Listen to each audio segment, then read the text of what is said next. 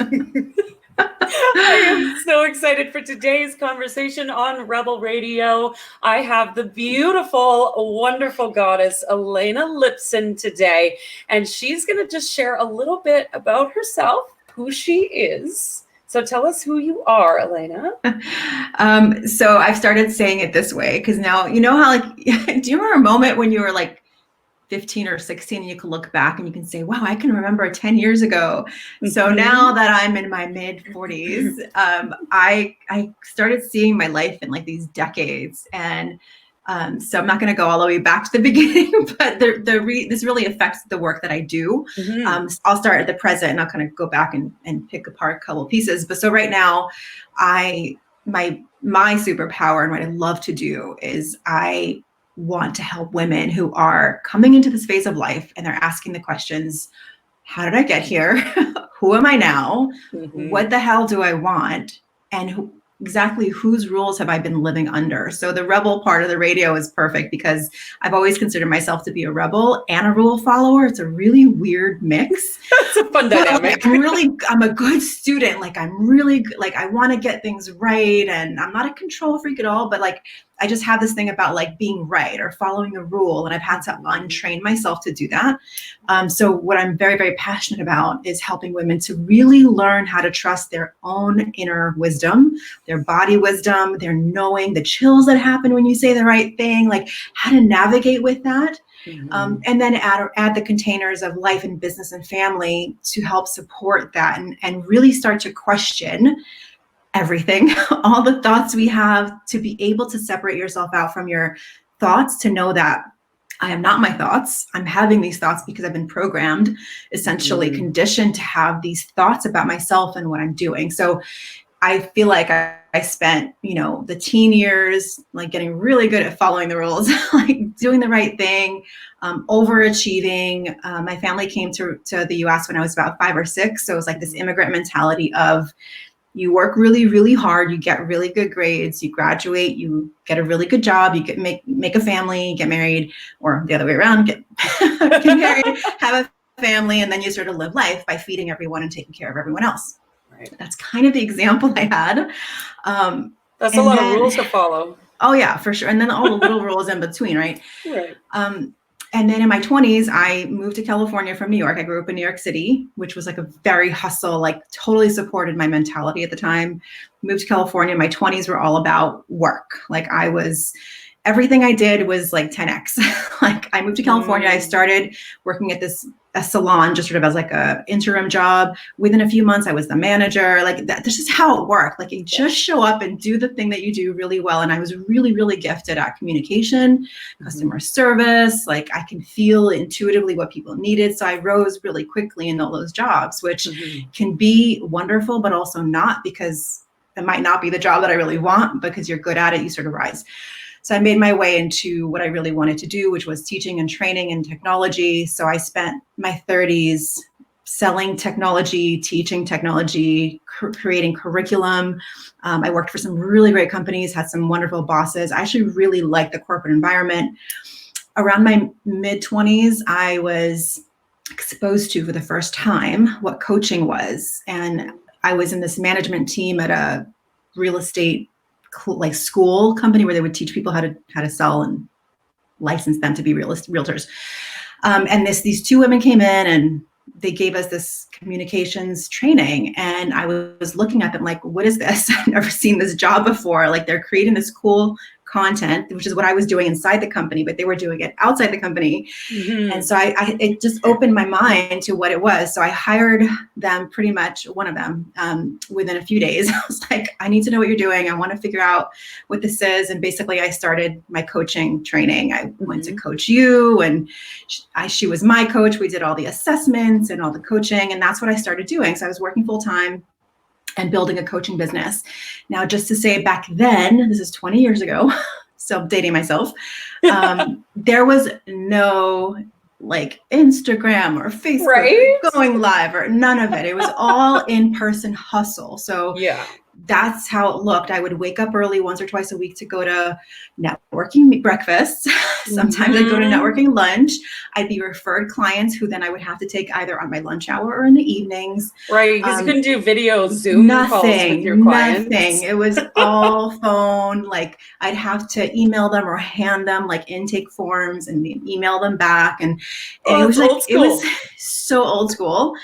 I had a photo shoot and I had a business card. I still have it. It's pretty funny. Actually, I really like it. I think I was doing what I was doing at the best capacity that I could at that time. Yeah. So I got clients pretty quickly, and I was referred clients, and through all the networking and handshaking and, hi, my name's Elena and I'm a coach. Like I was still really, and I couldn't quite decide whether I was a business or life coach. So I did both because I really didn't see you couldn't really pull it apart. Like who you were is who you came to your business with. So I would do everything from business plans to life coaching to mindset work, which wasn't really called mindset work then, but I was like a psychology nerd. So all of that.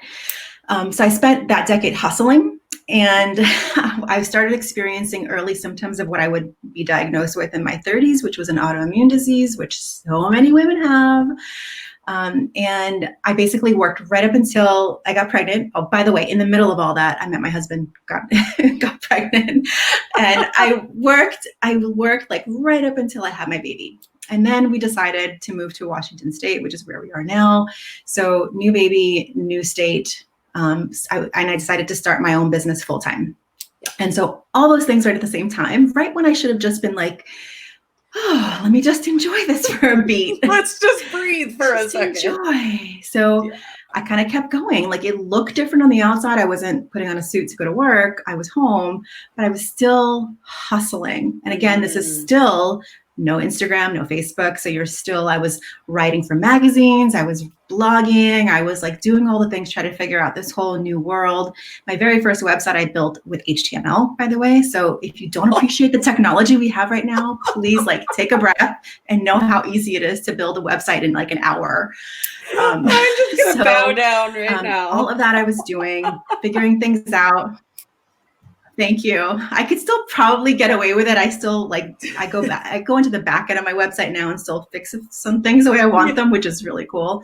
But it was a lot different back then. So had my son, and those first few years of trying to do all the things in a new place with no family support is when my body was just like, okay, girl, like you are hitting the limit of your limit. And I was having what people will recognize now, because I've been running my self-care membership for like 6 years now. So I know why people come to self-care. And I was an exact like case study of why I came to self-care, which was I was feeling really run down. I was in and out of depression. I was unhappy for no reason. I was questioning everything. I could burst into tears at any minute, but everything on the outside seemed fine. And that's what a lot of women go through, because the inner world is not being cared for. And so maybe things are fine and decorated and on the outside, and diapers are being changed and dinner's being made. But on the inside, we're like, oh, is this what I'm living? Like, what is this? And who am I? Is this it? Yeah. Not even like, is this it? But like, I don't know. It's almost like what happened? Like, how did I get here? Like, did I do this? Like, did I get myself here? And is this, and not that here wasn't where I wanted to be, but it was a little bit of an out of body experience. Plus my body was feeling really sick a lot of the time. So Western medicine couldn't figure out what it was. In fact, they wanted to give me antidepressants. And I'm like, why am I taking antidepressants for pain in my belly? Like, what is that? And they're like, well, you're just sensitive to pain. I'm like, isn't everyone sensitive to pain? Like, why am I taking antidepressants? That was literally what this doctor said to me. And I thought, this is something like that I need to really figure out for myself. So through I did every medical test you could do. They didn't find anything. Finally went to a naturopath for the first time and did a blood test, discovered I had Epstein-Barr, which a lot of women have because it's stress-based. So that kickstarted yoga and meditation and all the things that I teach now, and breath work and writing and reflecting and having really honest conversations about what I want and what I was angry about. And I think honestly that if I can pick about one thing that I wasn't good at, and that was probably a root cause of this whole thing, was unexpressed emotion, unexpressed anger, unexpressed doubt, unexpressed dissatisfaction, unexpressed desires, and all of that gets buried down in your body. And that's when you start experiencing all these different things. So fast forward, I started the whole new online world that I discovered through, back then it was like B-School, and didn't know what a landing page was. And this whole thing like was brand new. And through that, I dove head first, and I thought, this doesn't seem logical, but I really want to teach women what I've just gone through, to take my coaching skills, take my curriculum development skills, and apply it to teaching women how to recognize the journey that they might be on. And I really believe there's something that happens with women when they're in their 30s and 40s. That there's this, and there's something that happens in every era, but this awakening of like, really, what do I want? And am I ready to go get it? And what do I need to change all around me to do that? So that work turned into like a 12-week program. Then it was a 6-month program. And then I thought like people would come, but they wouldn't want to leave. Like, we just want to keep having this conversation. And so I sort of accidentally tripped into a membership, which I thought was going to be a year-long program. And now it's been 6 years. And there's still women who are in there from the very beginning. Wow. It's a very intimate group. I'm in there. It's not like you join it and you're gone. So this is where I teach all the things that I've learned, taught over decades of my own work of coaching. And now I get to teach what I call the feminine metrics of success: pleasure, play, ease, grace, and trusting your pace. Sounds amazing. Plus money, plus how can I make it easy? How can I make it beautiful? And I adore the online world so much because there's so much freedom in it. That's where I found my husband. That's where I found my house. It's where I found my amazing clients. I find friends, I love the online world, and it's such a key aspect. I love working with entrepreneurs. In fact, there's an acronym for the women who come into my world. It's called Coming Home to You. Home stands for health, overwhelm, motherhood, entrepreneurship. It's kind of the secret sauce of who comes into the circle and who want to work with me. There's some combination of those things that are under stress, under pressure, and need to be transformed. And the transformation process for me and for the women that I work with really starts with self-trust, learning that the language of your body, learning how to navigate with self-mastery. I know you talk about self-mastery too. And really that's where it all starts, is on the inside. So that everything I create, everything I do, my podcast for over 3 years, my membership program, all the work that I do is really around, if I could boil it down, it's like learning to trust you and then giving you all the tools and the practices to do that. Oh, I love that. What a journey. What a journey.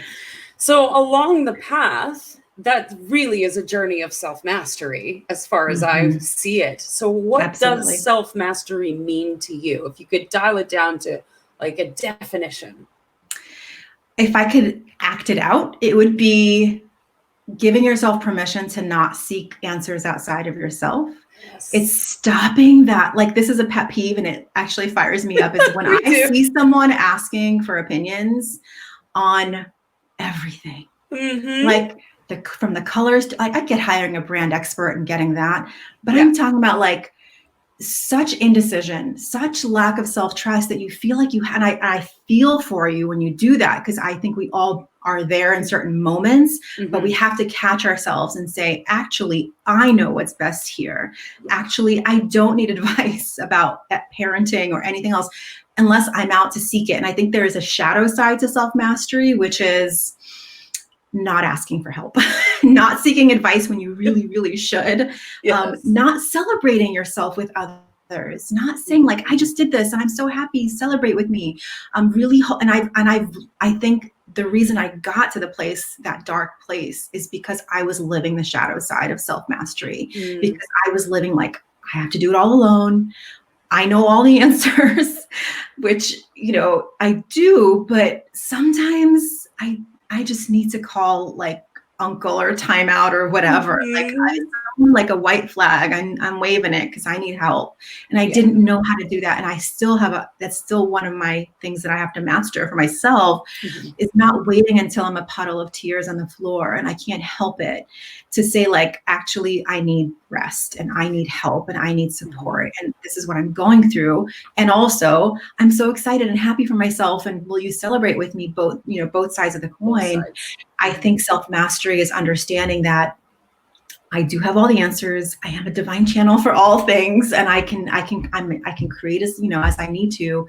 And I'm also not living in a vacuum, and I have people who want to support me, and I have people that I can reach out to. So I think that is this beautiful play of balancing, and balance doesn't mean like you're always balanced. That there's certain times that you're leaning in to support. There's certain times you're leaning to receive, certain times you're leaning to give, certain times that your family needs your most attention, and the business has to be systematized, and so you're not there all the time. Like, to me, what you do in helping people figure that out is part of this. Is part of saying, like, I don't need to be the one blogging at 11 p.m. sharing my stuff. I could automate so many things, and I can delegate, and I can let people live their right livelihood by helping me, and I can just go and take a bath and fill myself up. You can't give to others what you don't give to yourself, right? That was what my yoga teacher said this morning. I'm like, that is really good. I have to remember. He's like, he's talking my language. But it was so true in that moment. He's like, if you're not giving it to yourself, how can you give it to others? And it's just one of those little messages that we hear all the time. But if you really think about it, if you're not giving yourself the grace, if you're not giving yourself the time, you're really not going to have it at all to give to anyone, just on a very practical, not even spiritual level, just a practical level. Yeah, so, absolutely. Yeah. I love that you bring up that piece about asking for help too, is being self-masterful is giving yourself permission to reach out when you do need the support. We're not here as, individual human beings walking around not supposed to talk to each other. There's collaboration and connection, and we are meant to connect with each other in celebration and gratitude and collaborating to help each other. We each have our own superpowers, and if we bring those superpowers together, we can make magic. Absolutely. Yeah. I've learned that over and over again. I love collaborating. It's one of my favorite things to do, because it's like you just create something you never thought you would. And anyway, so I love collaboration, and I love that is part of self-mastery. You have to let people in. Yes. Which is not always easy, but I'm getting better. Gotta be a little vulnerable to do that, right? Vulnerability. Yeah. Yep. So if you could share anything with our listeners, what one truth would you want entrepreneurs to know? Oh my gosh. I was just thinking about this very question today, because I tend to fall into this category of, not even a category, but this idea of like, there's a right way, and I have to learn it from the right person. And there's someone out there who can help me with that thing. And that takes me out of my power so often. And this is a lesson I've honestly had to learn for 20 years. And I will continue to learn it, I'm sure, is that as soon as I start doing it, like how we started the conversation about me trying to get things right according to somebody else, right, who's 10 steps ahead of me or 2 steps ahead of me. Like I have this tendency to want to learn from someone else and take it on and like do it the right way. And I've had to really understand and notice that the times that I act from my own knowing, my unique way of showing up, which is my voice, which is my, like, when I get into the zone, I don't even remember what I say, but it's so good. And I always get clients, like, when I show up so excited about the thing that I'm creating, because it welled up from within me out of this, like, listening and knowing and having this idea that I'm percolating for a while, and then poof, it comes out, and then poof, clients just show up. Like, that like literally is my life. That's my life. But it's not by accident. It's because I'm always learning. I'm always watching. I'm always doing the work that I'm writing. I'm emptying. I'm listening. I'm refining. I'm turning things away. I'm letting things in. And that, through that, it's like building the perfect recipe. Mm-hmm. So I would say to new entrepreneurs or any entrepreneurs is what I find is, and this is true for whatever assessment you take or whatever human design you are, it doesn't matter.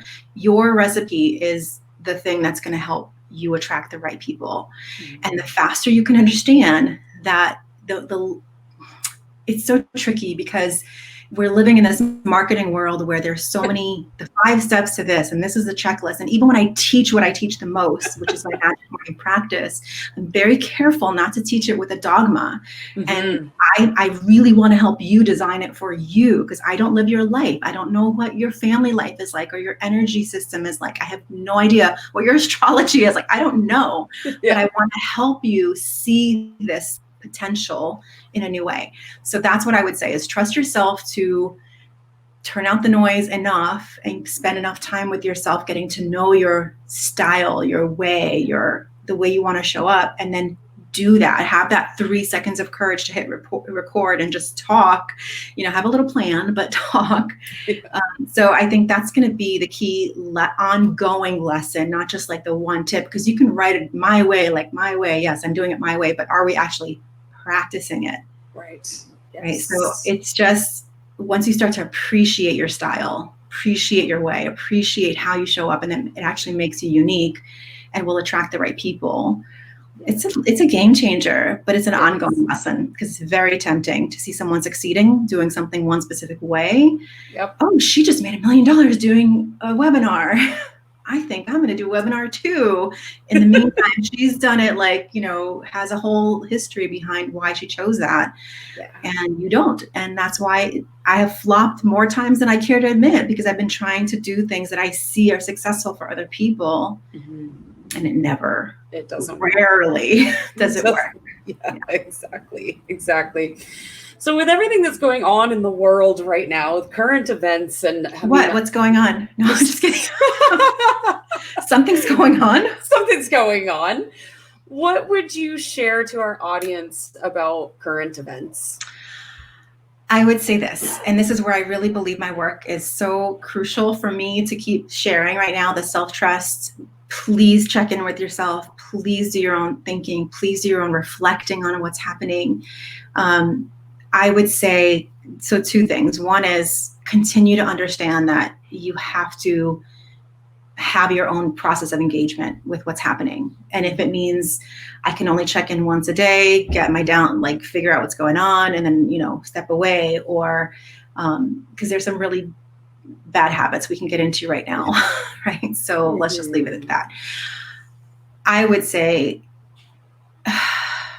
don't sacrifice yourself for righteousness. Don't sacrifice yourself in the name of political correctness. In order to do anything, in order to affect any change in your body, your life, your home, your family, community, or the world, we must be grounded into having deep roots into what we know is healthy and right for us, right? It's like I remember when 4 years ago, when something else was happening in the world, last election, I remember writing this post saying self-care for activists. You have to take care of yourself. And I consider myself an inner activist, because I feel like I work with the inner state of people who want to do things in the world, because I know people tend to want to give everything and sacrifice it all. And I think there's a time and place to do that, but you can't even do it, right? Like what I said, you can't give what you don't give to yourself. So if you want to give people attention, and the only currency is not money, it's time, energy, and money, right? So if you're not giving yourself healing, nourishment, deep nourishment on a consistent basis, who needs you burned out? We've all been there. You can't do anything when you're burned out. So you can't even have a good conversation. So please, as much as you can,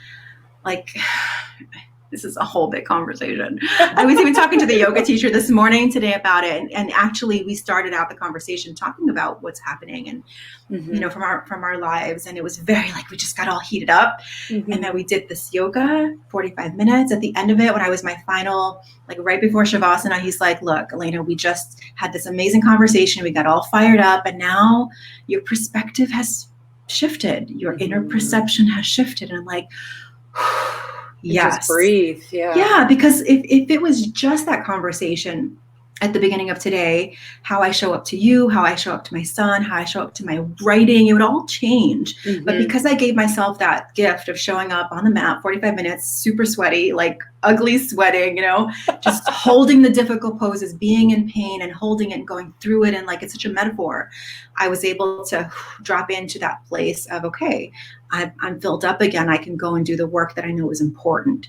Yeah. So that, just keep that centered, keep it in mind. We don't have to become what we see. We can see what we see and then choose to take divine, inspired, right action, have conversations, from a place of not feeling like we're about to implode, because that's what's happening. People are imploding on themselves, and then all of a sudden they're exhausted. They have no energy to do anything. They have no, they're just tired. I'm just tired. I'm tired. I'm tired. I'm just so tired. Like, of course you're tired because you're drained. There's nothing that you're giving back to yourself, and people feel guilty doing it right now. Maybe, I don't know, but I know more and more, do it. Like, the guilt is telling you you're going the right way. Like, the guilt means that you're giving something to yourself, because we've been so conditioned to not give to ourselves. So, yeah. Oh, I love it. This conversation, Rebel Radio could always go on for hours with every guest I bring on. Thank you so much. I just want to leave us with one last question. Mm-hmm. What do you dream of for the world? Well-rested, well-fucked, well-nourished women who are experiencing pleasure and joy, and from that place of rootedness in their body and trusting themselves, then go out into the world and do that thing that only you are here to do.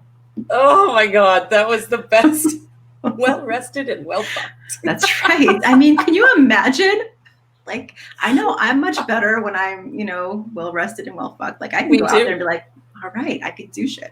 Feel like we can conquer the world. Seriously. Repression does not lead to expansion, I'll tell you that. Absolutely not. Elena, thank you. And it could be with yourself. Don't forget, it could be with yourself. Yes, it doesn't need to be with anybody else.